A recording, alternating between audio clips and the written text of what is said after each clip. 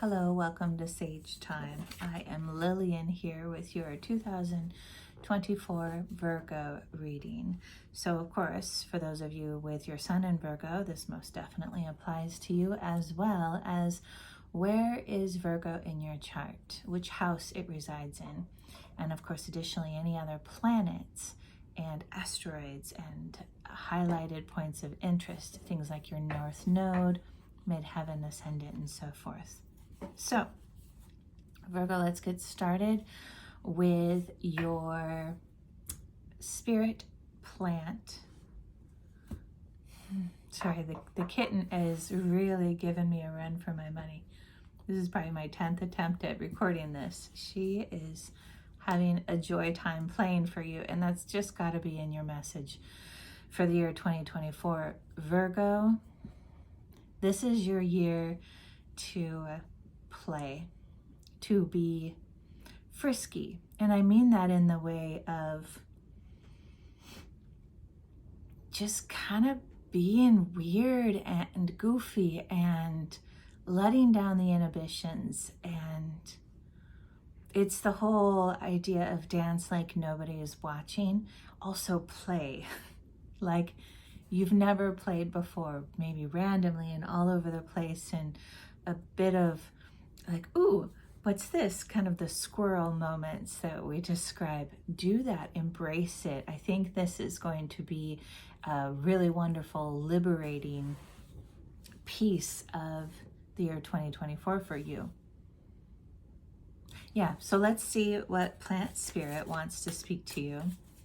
This will be the plant that is offering itself to connect with energetically and in spirit. Getting interesting flickers of light.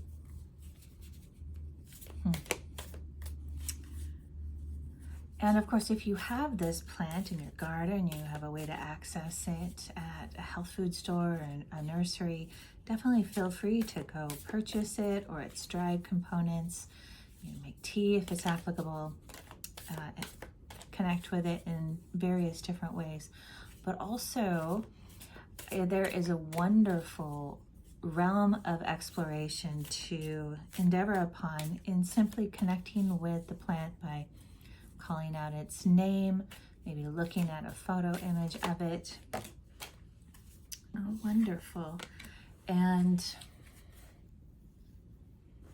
connecting from the core central vortex, as well as anchoring in the heart of intention. So I'll show you which plant spirit is here for you for 2024. And then at the end of the reading, I'll discuss more of it and we'll go into depth with it.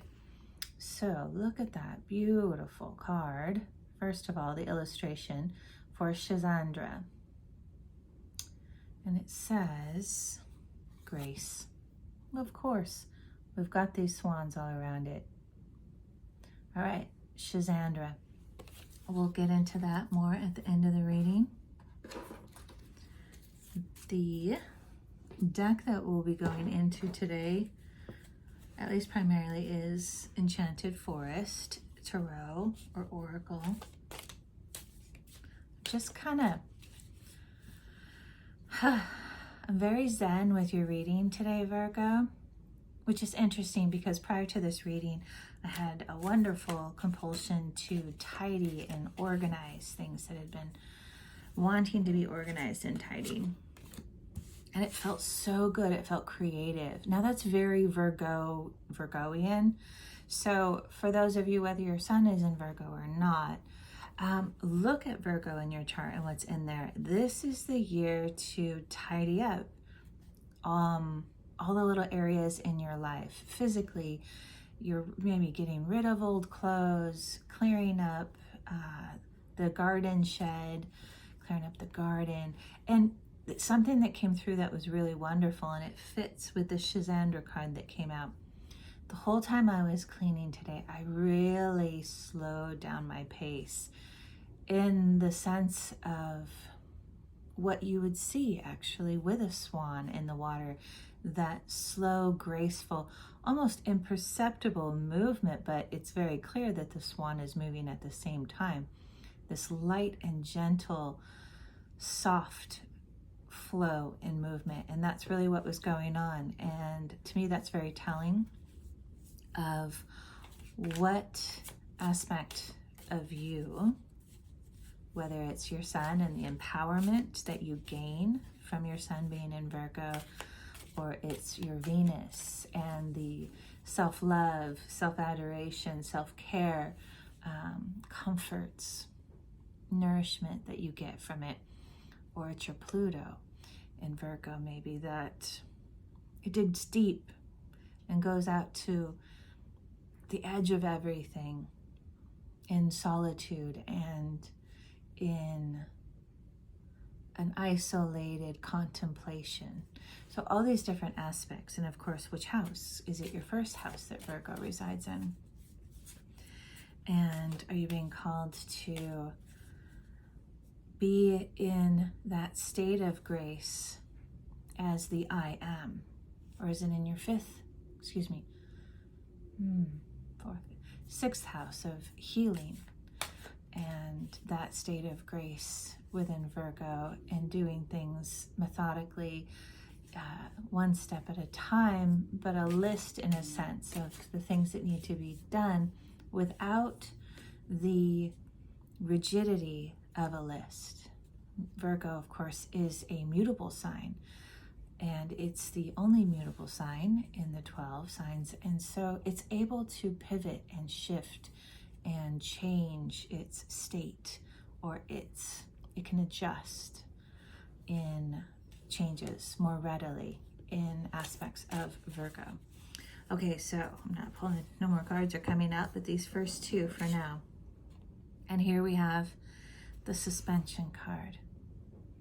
This is a hermit card. He's suspended in amber, deep within the layers of history.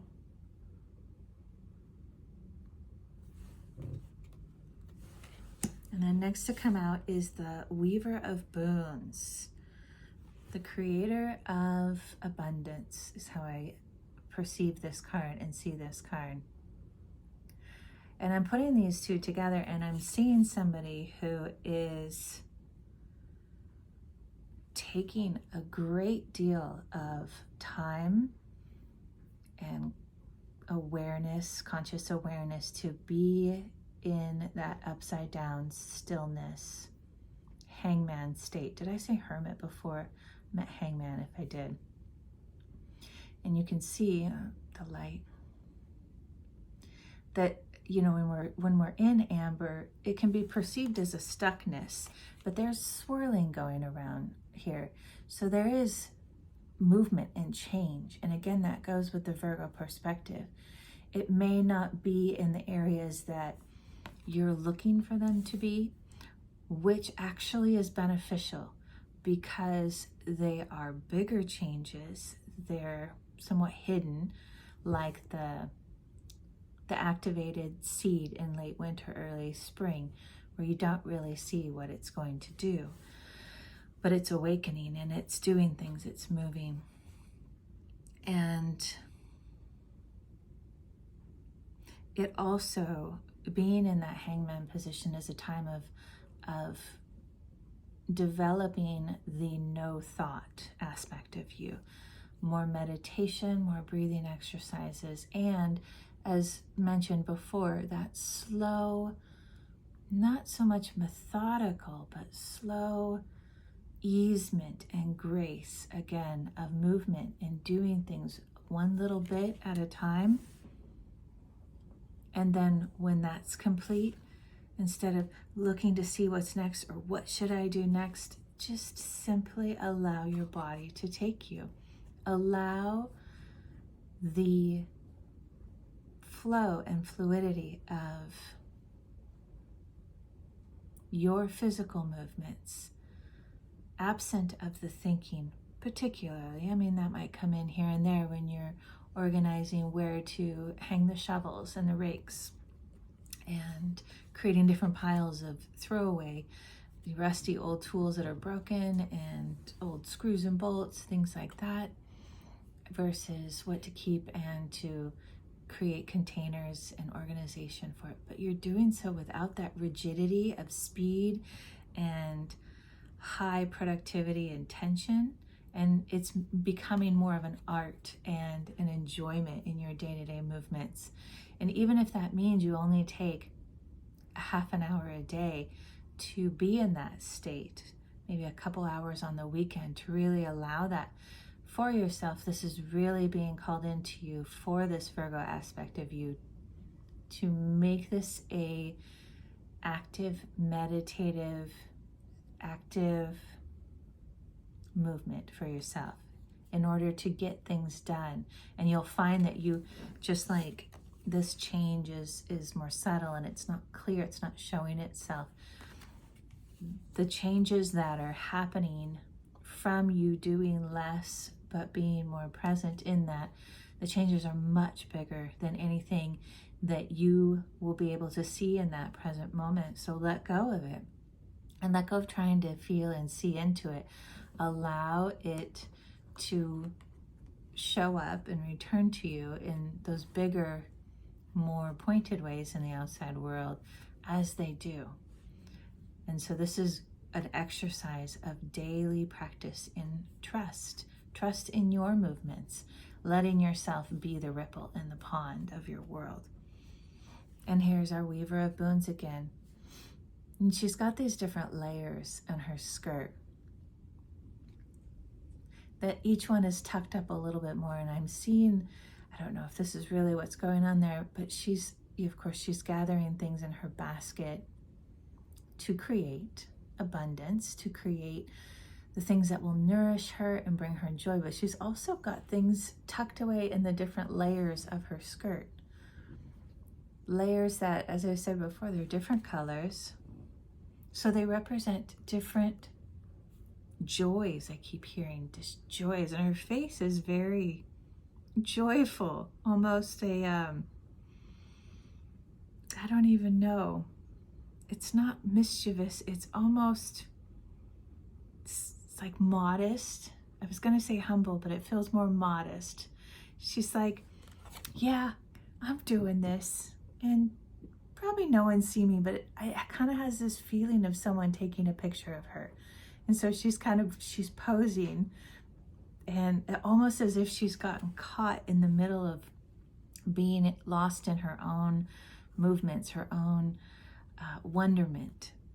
And so she has this little like childlike wonderment smile in this snapshot image.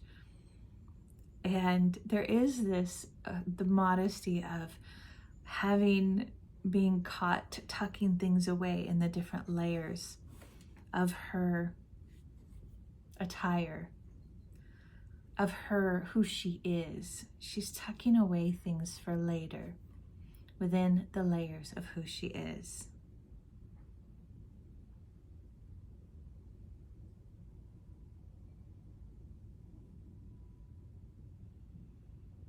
And I'm noticing there's a beehive here tucked away in the back. There is a part of you that is keeping maybe more in the background, maybe not shouting through the rooftops, right, of this multidimensionality aspect of you.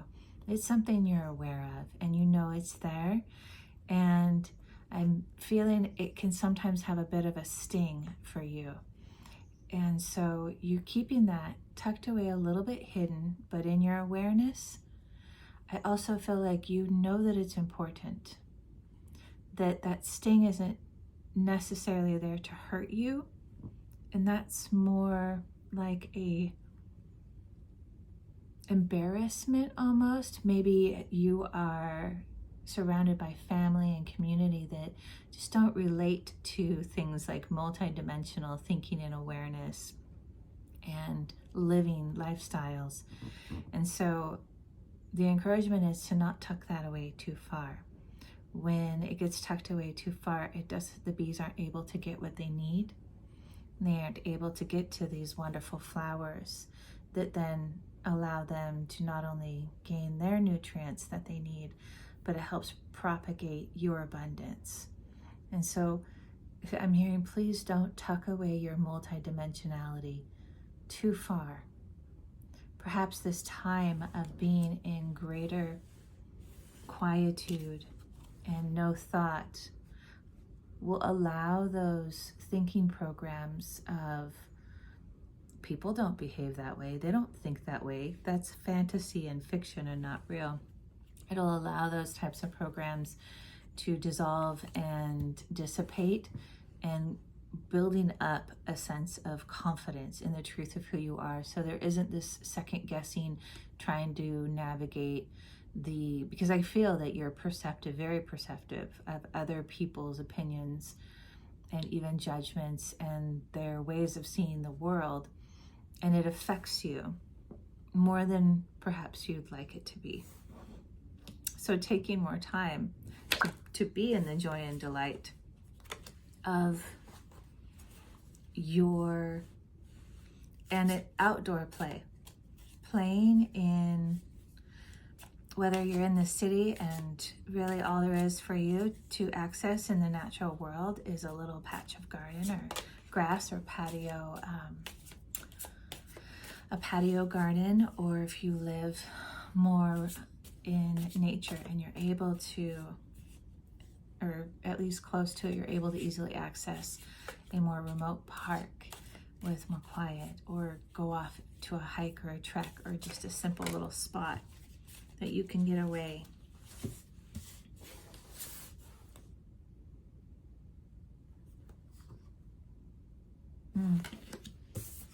Okay. Oh, these are all interesting.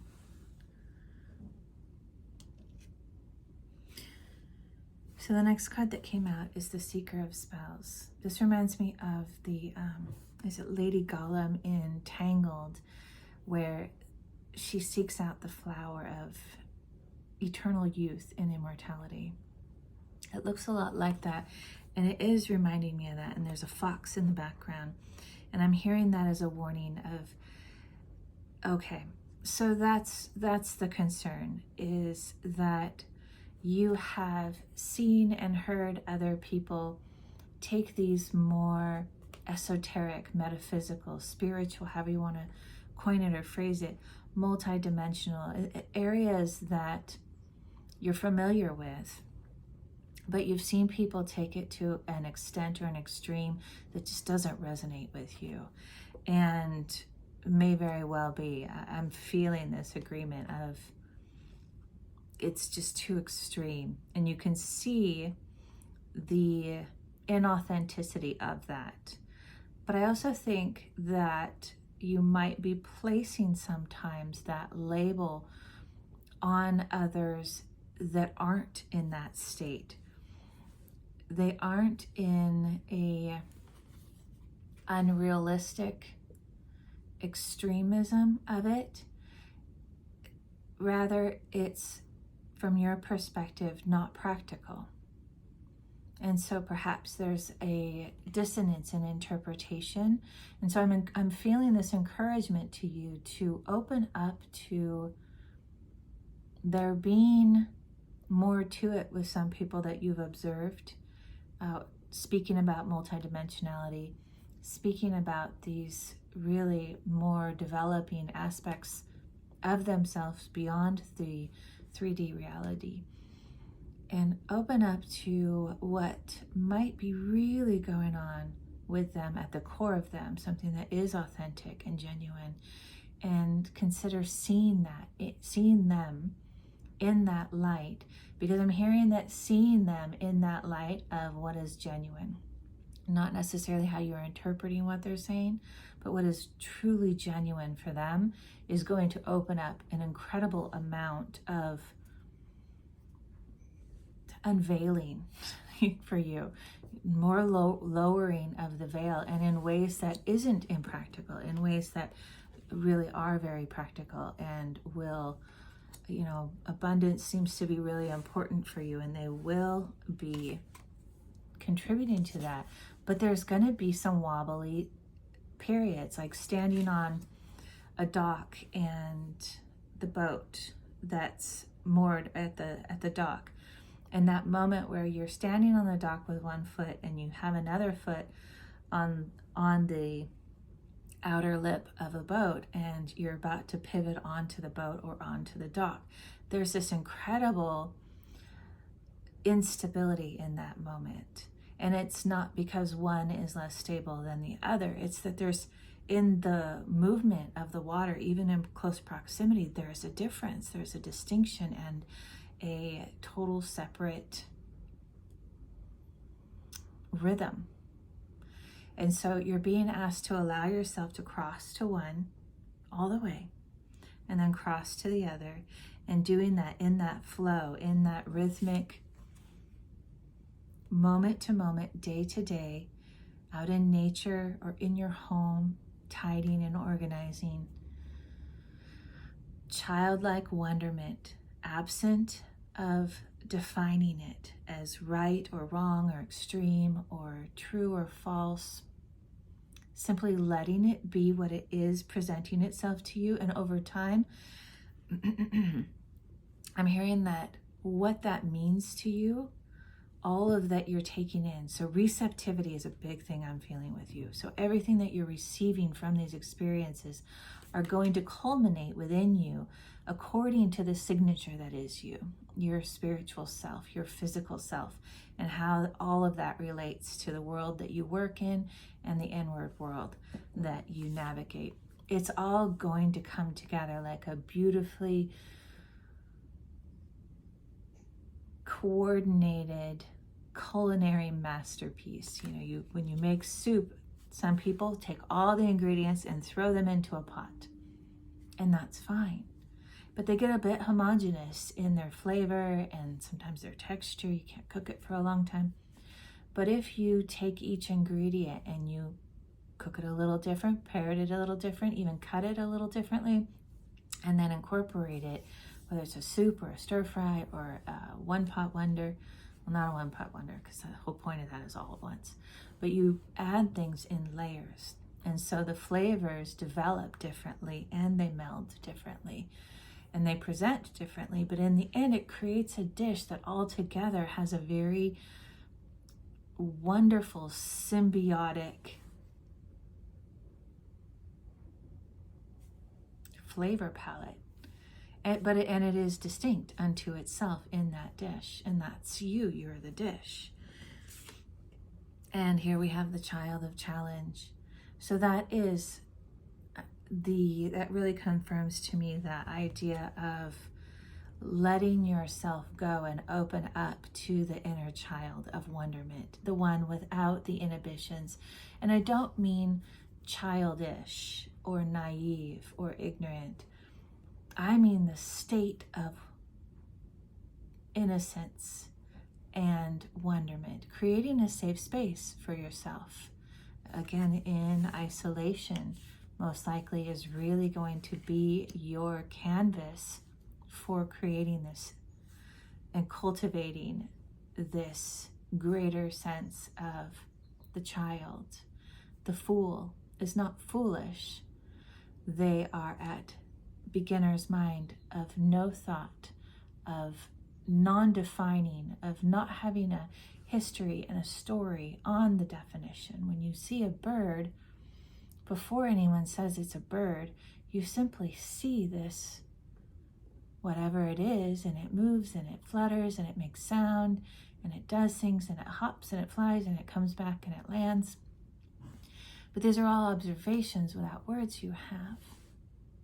And then when someone says, oh, that's a bluebird, then you start looking for the stories that support it being a bluebird and a bird.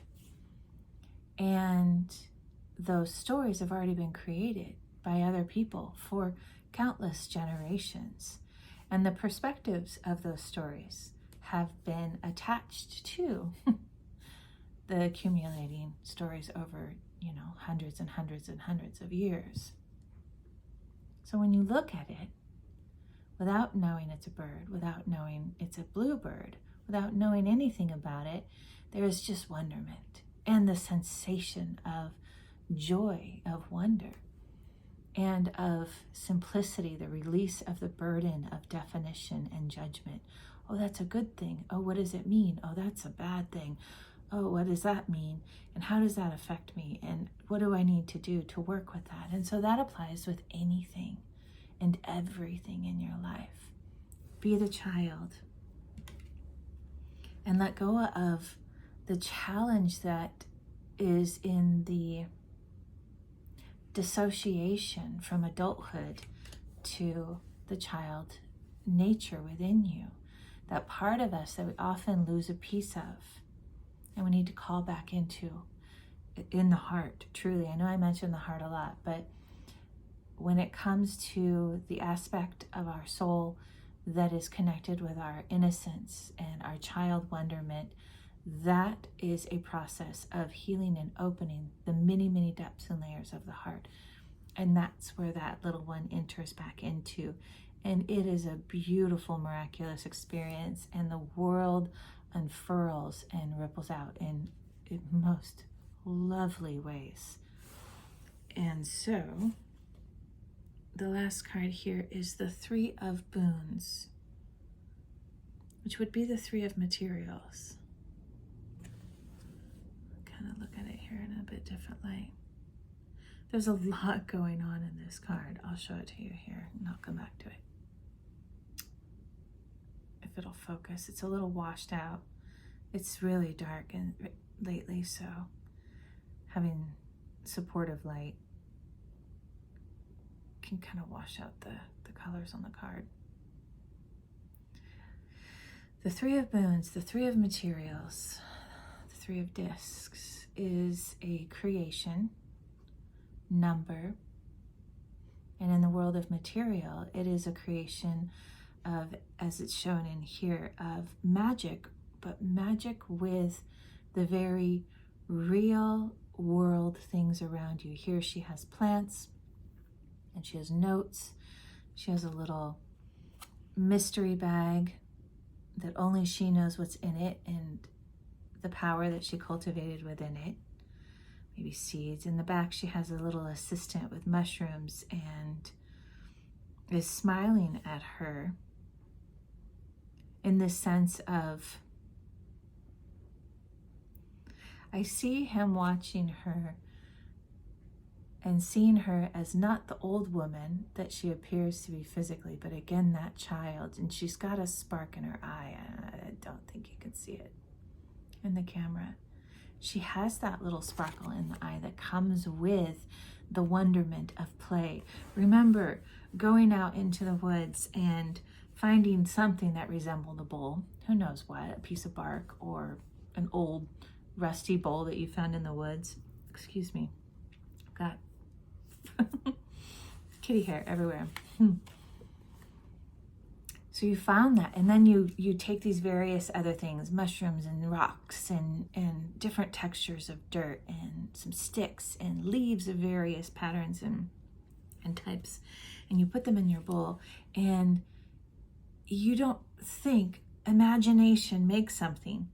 You're simply so present in the opening of that innocence of your heart that it just starts happening, and you're conjuring and creating.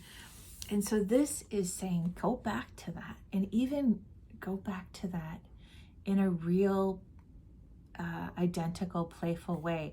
And then watch yourself doing that in the everyday sort of way. Of course, when you're cooking, or you're cleaning your toilet, or you're driving to the gas station, or you're purchasing online your bus pass, all these different things, let each and every one of them be in that co-engagement of wonderment and play. And notice too that there are certain things that child within you says, no, I don't feel comfortable in this. I don't feel safe in this, or this doesn't work. And look into that. Sometimes the fear itself is just simply fear that needs to be tended to, and a new narrative created within that. But sometimes also it's the inner innocence and authentic aspect of you that's saying, it's not possible for me, you, to be vulnerable in this setting. Social media might be a wonderful example, really probably is one of the better ones of modern day. So start paying attention to that and taking mental notes with that, and see how, when you make adjustments, and you'll know what kind of adjustments to make as you're moving, because you're moving slowly and you're staying present. And so you'll know which adjustments to make, and how that starts shifting your experience of your very Virgo, adaptable, yet step after step after step, taking off the different things that need to be done. Practical. There we go. Excuse me.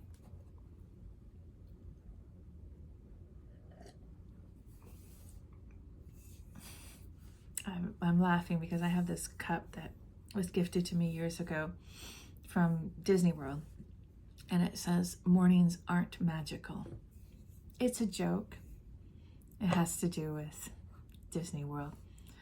And everywhere you go, when you get up in the morning, and you get up really early so you can really experience the most of it during the limited time you're there. I don't know why I'm telling you this story, it must fit. And everywhere you go, you're met with this almost like borderline overt, "Good morning, have a magical morning. Are you having a magical morning?" You know, if you leave anywhere, have a magical morning. And so this cup was gifted to me as it, because I would hear that, I just gotta be like, oh, how could you be so chipper at 8 in the morning? Or whatever it is. And looking back at that time, it was a magical event and holiday, spending time with my daughter and my mom, and all the many challenges that it brought forth. And over time, you know, with parents, of course, too, sometimes over time, having those challenges and what they were showing me about myself and about her and about so many things separate from the two of us, that have, I don't like the word lessons, but have information and growth for me to really look at, that have brought so much to my life. And there were some real challenges during that holiday, and then there were some really wondrous, wonderful things, being there with my daughter, who was young at the time but old enough to enjoy it. And we were very childlike, and we skipped and we giggled and we did whatever, and we just had so much joy on that together. So the phrase "mornings aren't magical" is a really good reminder that what you don't feel is magical, what feels very mundane, very rote, very third dimensional, high density, when able to separate from the routine of that paradigm, especially if it's a day-to-day paradigm, you know, how beneficial that is to do that up close to the moment of that, instead of 10 or 20 years later or 2 years later looking back and having it revealed to you. That's wonderful too. But imagine having those shifts occur in more real time because of the way that you're present in the moment in your day-to-days. Okay, so let's look at, finally got the cat hair, Schizandra. I'm gonna look up and see if anything in particular pops out. I'll read some of the highlighting things too. And I will put the card up there. It is very washed out. I actually very much want to create an arch and plant Schizandra in my yard. There's wonderful medicinal benefits to it. Latin name, genus and species, is Schizandra chinensis. it's used in Chinese medicine. Schizandra is pointed out and highlighted as something of inner beauty. We spoke about this. Inspirations, euphoria, visions, supernatural powers, and synergy. These are all things that we mentioned. So in TCM, traditional Chinese medicine, flavors are seen as energetic symbols within a plant, demonstrating its distinct healing traits. Schizandra berry contains all 5 flavors: sweet, bitter, salty, sour, and pungent, directly signaling its all-encompassing and highly medicinal nature, and earning it the name Wu Wei Ji, or 5-flavored berry. And you've heard me discuss Wu Wei. Perfectly, I'm going to read this whole thing because this feels really important for you. Perfectly yin-yang balanced, Schizandra nurtures all 5 elements: wood, fire, earth, metal, and water. That's the 5-element theory within ancient Chinese medicine and theology. And enters all 12 energy channels or meridians of the body as the symbol of longevity and beauty, even suggesting the ability to attain immortality. Did that come up? Yeah, I don't know. Even suggesting the ability to attain immortality. Schizandra is pictured often in ancient Chinese art, suggested a panacea. It increases energy, prolongs life without aging, benefits the mind, supports the eyes, acts as an anti-inflammatory, helps against radiation, protects from nervous system toxicity, cleanses heavy metal toxicity. That feels very important to me for you. Cleansing heavy metal toxicity. And you can create things like chicken broth and vegetable broth with Schizandra berry in it. And then when you pull all the meats or vegetables or whatever and just use the broth, all the nutrients and medicinal are within it. It supports adrenal function, supports the lungs. It benefits sexual function, balancing hormones, and protecting the skin.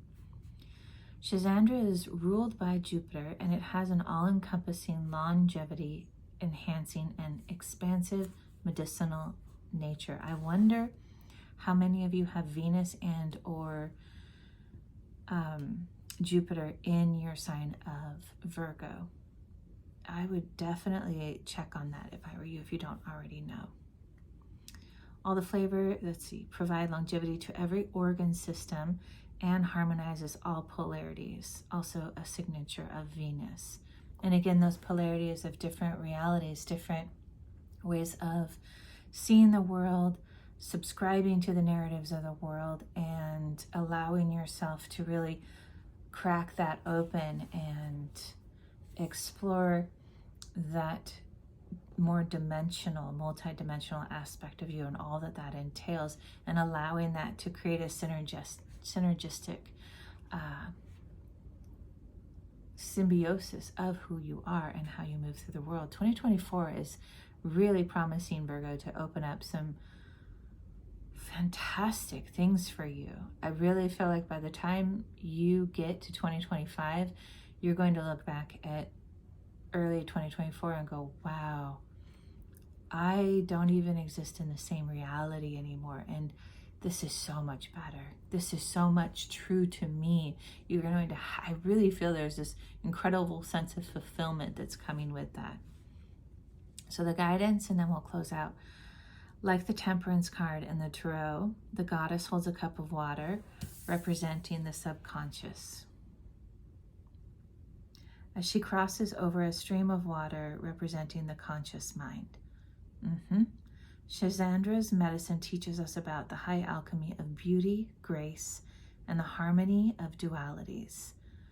Like the medicine of the swan, Schizandra is here today to remind you of the grace within balance, patience, and moderation. You are being invited to allow life force to flow through you without force or resistance. Follow your visions and pay close attention to the subtle language in your body and surroundings. Wonderful recap of everything we discussed. If you feel out of orbit or aloof, two very different things on the polarities, make time to ground. Grounding will only facilitate your development to a higher, more all-encompassing consciousness. Virgo, what a beautiful reading. I so appreciate you being here for this reading today with me, friends. And thank you always for supporting me by subscribing and liking the comments. I love to hear from you if you have, or liking the video. I love to hear from you in the comments as you choose and as you feel comfortable. Many blessings to all of you. Have a wonderful year.